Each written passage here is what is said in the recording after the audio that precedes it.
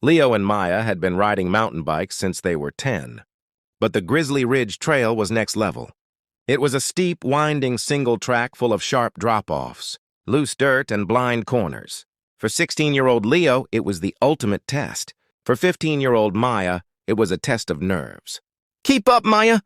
If we don't clear the ridge before the sun drops, we're going to be riding blind!" Leo yelled over his shoulder, his tires kicking up a cloud of dust.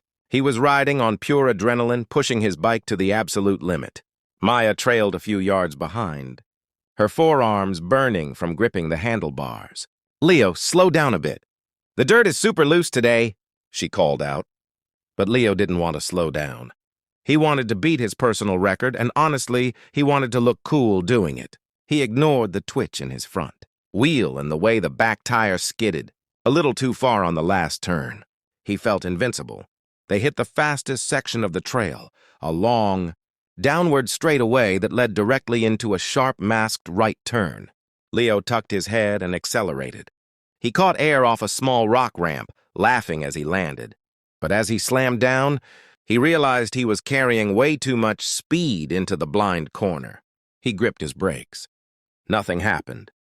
Well, not nothing. His back wheel locked up completely, sending him into a violent sideways skid.